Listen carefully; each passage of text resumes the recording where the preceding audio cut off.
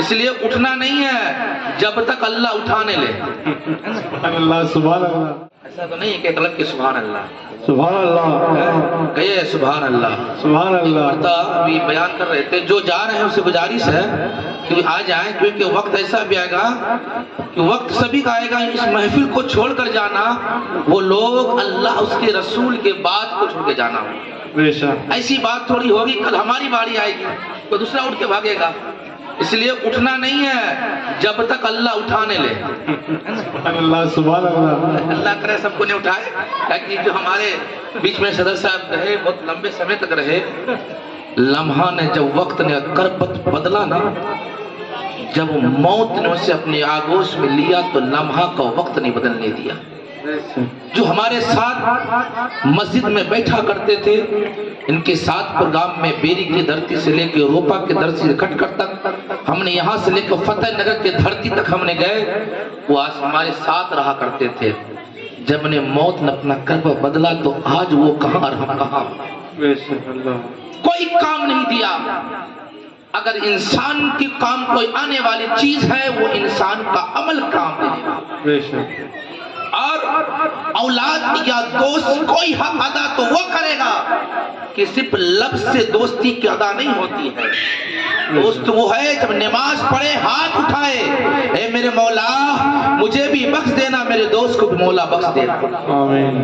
تو اللہ نہ جانے کس کی دعا کیا قبول کر لے، ان کے گناہوں کو معاف کر دیتا ہے. امام صاحب کہہ رہے نماز کے بدلے میں کہ امام صاحب بار بار نماز کے لیے کہہ رہے تھے. ایک شخص ملتا اسے کہتا نماز پڑھو، کہتا مولانا سے انشاءاللہ کل سے پڑھیں گے. ایک دن کہا فجر کی نماز کے بعد امام صاحب اس گلی سے گزرے تو دیکھا وہی شخص آ رہا. مولانا صاحب نے کہا رک جا. فرمایا نماز پڑھے ہو فجر کی؟ کہا حضرت میں نماز پڑھ کے آیا ہوں. امام صاحب نماز پڑھ کے آئے کو؟ ہاں نماز پڑھ کے آیا ہوں. بتاؤ فجر میں کتنی رکعت پڑھ کے آئے ہو؟ کہ حضرت میں 6 رکعت پڑھ کے آیا ہوں. امام صاحب نے وہ 6 رکعت کو؟ ہاں 6 رکعت کو. سچ بولو. فرمایا تو حضرت آپ سے مذاق کر رہا تھا، حقیقت میں 8 رکعت 8 رکعت فجر کی نماز پڑھ کے آیا ہوں. امام صاحب نے پھر سوال کیا آپ تو صحیح بتا دے، آخری بار بول صحیح بتا دے. امام صاحب بولوں گا بالکل سچ. میں فرمایا 12 رکعت پڑھ کے آیا ہوں. امام کا تو 12 پڑھ کے آیا؟ اتنا کہنا تو گھر گیا، گھر سے بیوی اس کے چہرے کو دیکھی. کہا تم اتنے غصے میں کیوں ہو؟ فرماتے میں گھر سے نکلا تو گلی میں امام صاحب مل گئے. امام صاحب نے کہا کہ کہاں سے آئے ہو؟ میں نے کہا کہ حضور گھر سے آ رہا ہوں. فرماتے نماز پڑھے ہو؟ کہا ہاں نماز پڑھے ہیں. میں نے امام صاحب نے پوچھا کتنی رکعت پڑھے؟ میں نے کہا 6 رکعت. پھر میں نے کہا 8 رکعت. پھر میں نے کہا 12 رکعت. ان کی وائف دینی دار تھی، قرآن پڑھنے والی کو پڑھی ہوئی تھی. فرماتے تو 4 رکعت بتا دیتا.